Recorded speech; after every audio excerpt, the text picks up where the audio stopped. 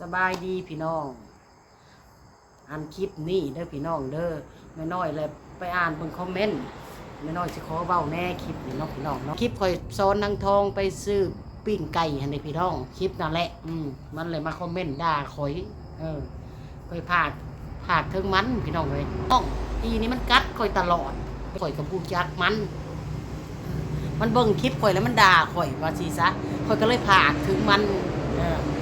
ผากถึงมันโดยตรงเลยเด้อจ้าคลิปนี้ก็สิผากถึงนั่นมันผู้ว่าคอมเมนต์มาเว้าให้ข่อยมันว่าคนอย่างข่อยต้องเจอคนอย่างมันว่ะโอ้มาโลดเด้อไปเจอคนอย่างเพิ่นว่าได้มาโลดคันเจ้าเก่งแล้วเจ้ามาเด้อไม่ใหญ่เอ้ยพอสินั่งรอเจ้าอยู่ในเฮือนนี่เจ้ามาโลดบ่ต้องเว้าอีหยังหลายมาโลดคอยท่าเจ้าอยู่อย่าเป็นแต่คอมเมนต์ว่าให้แต่คอยมึงอะดีพอหรือยังอีหมามึงอีสันดานเป็นยังไงล่ะเนาะพี่น้องข่อยสอนนางทองมันก็เรื่องของข่อยมันซิดของข่อยก็ต้องบอกก็ต้องสอนคนของข่อยอยู่ร่วมข่อยก็ต้องบอกต้องสอนคนของข่อยมึงพันมีซิดอย่างมึงเลี้ยงบ่กูถามมึงแน่มึงสิมาคอมเมนต์มันด่าข่อยขัดด่าแน่อีน้อยเพิ่นว่าได้เพิ่นด่าข่อยพี่น้องเขานาเพิ่นคอมเมนต์วางชั่วโมงหนึ่งนี่แหละเพิ่นคอมเมนต์ข่อยนะคลิปตั้งแต่ว่ามื้อข่อยกินปิ้งไก่กับนางทองซื้อปิ้งกันนางเก่าๆนี่พี่น้องมาข่อยเด้แต่ข่อยสอนนางทองนำนี่แล้วเพิ่นมาด่าข่อยมันเดือดร้อนอีช่างกูไปด่าพ่อแม่มึงบอกกูถามแน่เฮ็ดคือข่อยนี่ไปด่าพ่อด่าแม่มันน่ะนะข่อยสงสัยเคยนางทองนี่แม่เพิ่นบ่จักก็นี่บ่ยันแม่นมึงว่ามาเดือดร้อนอีสังบ่อีพีบ้าอีสะเงอให้ก่อนเป็นหมาเลยได้มึงหะเห่างงมึงบ่อยากเห็นมึงก็ต้องผ่านเลื่อนผ่านช่องกูมึงสิมาเบิ่งเฮ็ดหยังล่ะผากถึงมันผู้เดียวเด้อพี่น้องเด้อในเด้อคลิปนี่เด้อผากถึงมันโดยตรงมันผู้เดียวเลยเด้อพี่น้องเฮาบ่ได้เว้าลามถึงไผเด้อจ้าเด้อพี่น้องเด้อเฮาบ่ได้เว้าให้คนอื่นเฮาเว้าเฉพาะมันเพิ่นเว้าค่อยได้เพิ่นพิมพ์มาด่ากับอีน้อยหรือได้เพิ่นว่ามันต้องเจอคนแบบเพิ่นว่าอีน้อยมันเฮ็ดหยังใส่น้องทองเพิ่นว่าเฮ็ดอีหยังใส่น้องทองกูเฮ็ดหยังกูขายทองติหยังแหละกูถามแน่โดยตายคอมเมนต์ว่าข่อยวันหน้าข่อยนั้นมันเท่าก็เรื่องของข่อยหน้าข่อยเจ้าสิไปเกี่ยวจังกับหน้าข่อยเห็นหน้าข่อยได้กินข้าวบ่แซ่บแล้วก็บ่ต้องเบิ่งเด้อเท่าก็มันสร้างของข่อยเรื่องของข่อยหน้าเท่าหน้า60-70 ปีมันก็หน้าข่อยข่อยสิหน้าเท่า60-65ก็มันสร้างเรื่องของข่อยเนาะพี่น้องเนาะ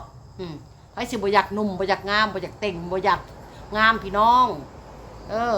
ลองมาอยู่โดประเทศลาวเนี่ยใครลองมาเป็นคนถูกคนยากโดเข้าป่าเข้าดงคุดหน่อไม้หน่อไรไปป่าไปคุดนั่นคุดนี่หานั่นหานี่เจ้าก็จินาเท่าคือกันบ่แม่นว่าสิอยู่ห้องแอร์เย็นอยู่หม่องมีความสุขอันนั้นมันสิอ่อนเยาว์ไว้พี่น้องคนเฮานะผมค่อยแต่มันทุกข์ยากปากหมองมันต้องได้หาอยู่หากินไปวันๆพี่น้องไปคุดกิโลไปหาหน่อไม้ไปตากแดดตากนายหน้าถึกแดดถึกหน้าอยู่ประเทศลาวมันก็ร้อนอากาศก็มันเหมือนว่าสิอันดีคืออยู่เมืองนอกเมืองนาเนาะพี่น้องเนาะว่าสิช้าเฮาปัดอันคนบ่แม่นสิเฮ็ดล่าเหตุการณ์อยู่ในห้องแอร์เย็นออฟฟิศเย็นผมข่อยอยู่เฮือนก็บ่ได้เป็นหยังได้ร้อนก็เปิดพัดลมใส่เท่าหรือแก่ขนาดของข่อยอย่ามายุ่งวุ่นวายกับชีวิตข่อยคันบ่อยากเบิ่งข่อยก็ผ่านเด้อฝากถึงอีเมลเพิ่นผู้เดียวนี่เด้อพี่น้องเด้อบ่ได้เว้าถึงไผเด้อจ้าเด้ออันนี้เฮาเว้าเฉพาะคนเด้อจ้าขอย้ำอีกทีนึงว่าเว้าเฉพาะเราคนเดียวเว้าเฉพาะมันผู้เดียวว่าสิซะโอ้ก็ยังสุภาพเนาะพี่น้องเนาะมันก็ยังบ่ให้เกียรติข่อยก็บ่ได้ให้เกียรติมันคือกันพี่น้องมันออกข่อยข่อยก็บอกว่าภาคถึงอีห่าน่ะเด้ออีห่าเลยจ้ะเว้าสิซะข่อยก็ได้มันโพดมันเหลือมันคอมเมนต์มาเว้าให้ข่อยได้พี่น้องมันคอมเมนต์มาด่าข่อยว่าอย่างคนคือข่อยนึงก็ต้องไปเจอกับคนคือมันข่อยก็อยากข่อยก็อยากเจอมันอยู่ข่อยก็อยากเจอมันคือกันพี่น้องอยากเห็นหน้าเด้งามแท้เด้เจ้างามแท้เด้งามเลิศประเสริฐศรีแท้เด้งามเลิศประเสริฐศรีแท้ก็แม่นงามเนาะงามกระดักกระเดือบ่แม่นโพดจะแม่นเหลือค ข่อยสอนนางทองกับเรื่องของข่อยนางทองเป็นคนของข่อยเราเฮ็ดผิดเฮ็ดบ่ถูกต้องเฮ็ดบ่ถูกบ่สมบ่ควรข่อยก็ต้องบอกก็ต้องสอนมันสิทธิ์ของข่อยเจ้าบัดสิมาเกี่ยวอีสังมึงก็สิมาเกี่ยวอีสังลืมไปพี่น้องแล้วมึงจะมายุ่งอะไรบัดนี้สิพูดไทยนำเด้อพี่น้องเด้อมันหึนมันโพดละมีหน้าที่เบิ่งก็เบิ่งไปมึงบ่อยากเบิ่งแล้วก็เลื่อนผ่านบ่อยากเห็นหน้าเฒ่าๆของกูในหน้าเฒ่าๆในหนังหน้าเหี่ยวๆนี่บ่อยากเห็นก็เรื่องผ่านนะแม่จะสิมาสนใจยังมึงสิสนใจเป็นหยังกับชีวิตกูน่ะมันสิมาสนใจจังกูบ่เห็นมึงมาคอมเมนต์ดนแล้วนี่ดนเลยมึงเป็นมาคอมเมนต์มึงหากระโผล่หน้ามามึงก็ด่ากูเลยใส่กูเป็นสุดเลยคงว่าก็อ่านเบิ่งมึงคอมเมนต์วังชั่วโมงนี่แหละวังชั่วโมงปลายนี่แหละพี่น้องเพิ่นคอมเมนต์จักของวังชั่วโมงปลายนี่แหละเป็นตาหน่ายเพิ่นอลีพี่น้องก็ต้องมาด่าเขาอีห่าอีน้อยมึงอีห่าอีนั่นอีนี่เพิ่นด่าเขาเขาก็ด่ามึงอีห่ามึงอีผีบ้าเขาก็สิด่ามันคืนเลยพี่น้องเลยคอยด่าเฉพาะมันแล้วเขาไม่ได้ด่าคนอื่นเลยพี่น้องขอโทษขออภัยน้ำพี่น้ำน้องผู้จบผู้ดีเนาะพี่น้องเนาะไม่น้อยก็ขอเสียนิสัยในเจ๊กน้อยหนึ่งเขาเสียนิสัยใส่เฉพาะว่าคนที่เสียนิสัยใส่เฮาเนาะพี่น้องเนาะเพิ่นเว้าดีอยู่น้ำเฮาก็ดีน้ำเพิ่นคนเฮามาดีก็ดีกลับมาร้ายก็ร้ายกลับนะจ๊ะแม่นบอกค่ะทุกคนในเมื่อว่ามันสันดานมันอยากด่าข่อยก็จิก็ด่ามันอีสันดานอีหน้ามาข่อยก็ด่ามันกันอีผีบ้าบ่พอปัวมึงเบิ่งแล้วมึงสิตายติมึงสักไงมึงแงบเขาติกูสอนนางทองเนี่ยมึงสิตายเอาซื่อๆติมึงสิตายแล้วมึงตายเด้อมึงผูกคอตายมึงไปซื้อเสื้อมาแล้วมึงก็ผูกแหละมึงหึนกูหลายนะผูกคอตายเด้อคันอยากตายหลายจังคะแนนว่าเบิ่งได้มึงกับเบิ่งบ่ขาดมึงเบิ่งกูแล้วมึงสั่งกูเองนะดนเลยได้เพิ่นบ่ได้เข้ามากันแนะเข้ามาด่าข่อยนะพี่น้องดนแล้วข่อยหาก็เห็นเพิ่นเข้ามาด่าข่อยมามันเพิ่นก็ใส่ข่อยอีจวดรถอีนั่นอีนี่รถโอ้จะแม่นคักจะแม่นงามเนาะนางเนาะนางก็เลี้ยงเขาข่อยซะบ่พ่อแม่เขาเลี้ยงเขาข่อยแล้วจะไปด่าข่อยเด้อข่อยสิบอกให้เด้อว่าสิซะแม่นบ่ทุกคนเนาะมันไล่มาใส่ข่อยเด้อพี่น้องแล้วข่อยก็ต้องไล่ใส่มันให้มันฮู้ว่าคนเฮานี่ดีมากก็ดีกลับไล่มากก็ต้องไล่กลับว่าสิซะบ่แม่นว่าเฮาสิมาข่อยบ่ได้ไปด่าพ่อด่าแม่มันกูก็บ่ได้ด่าพ่อด่าแม่มึงล่ะวะแม่นล่ะวะกูบ่ได้ไปบอกสอนลูกหลานเหลนมึงล่ะวะแล้วมึงสิเดือดร้อนอีหยังกูถามกูสอนนางทองในสิ่งที่มันถูกมันต้องมันควรมันสมมันควรมันดีมันงามมันรู้จักถอยห้อยความเฮ็ดนั่นเฮ็ดนี่ก็เรื่องของกูล่ะวะมึงสิไปเดือดร้อนนะกูไปสอนพ่อสอนแม่สอนลูกสอนเต้าสอนหลานสอนเหลนมึงบ่มึงจังว่ามาสักตายกันมึงแงะหืนร้ายอย่างมันบอกหืนแห้งเนาะคือสิมันด่าโอ้จวดเนาะกูก็ใส่มึงจวดคือกันเด้อนี่แหละกูใส่มึงจวดคือกันกูสิบอกนะมึงอย่าว่าแต่ว่ามึงด่าเป็นกูก็มีปากกูแห้งบ่ต้องพิมพ์เลยกูด่ามึงเลยออกกูด่ามึงออกเลยออกโลกโซเชียลนี่สิบอกให้นะจ๊ะให้ฟังไว้ดีๆนะจ๊ะบ่อยากเบิ่งก็เรื่องผ่านให้ทุกคนเลยเนาะบ่อยากเบิ่งเพิ่นยังมาให้ข่อยผัดมา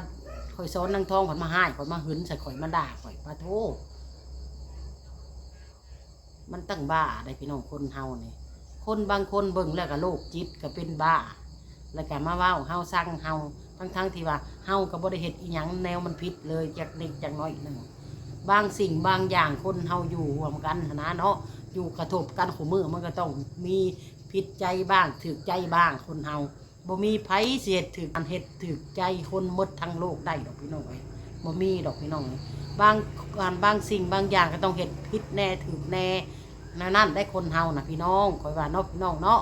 อันนี้เฮาขอย้ำเด้อว่าเฮาเว้าเฉพาะคนที่คอมเมนต์มาด่าข่อยในคลิปที่ว่าข่อยสอนน้องทองไปซื้ออันปิ้งไก่ให้พี่น้องไปเบิ่งเด้อพี่น้องเด้อไปเบิ่งเลย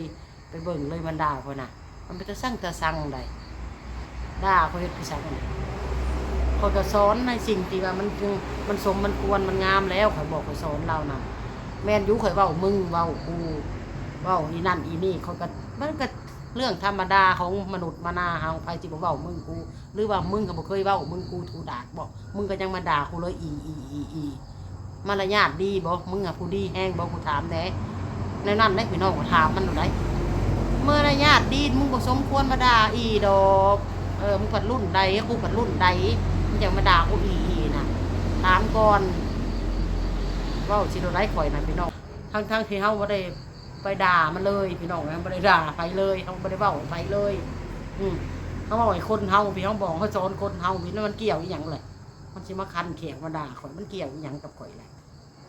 โอ้ขาดหลายเนาะฝากเด้อพี่น้องเด้อฝากถึงผู้เดียวนี่แหละโดยตรงเลย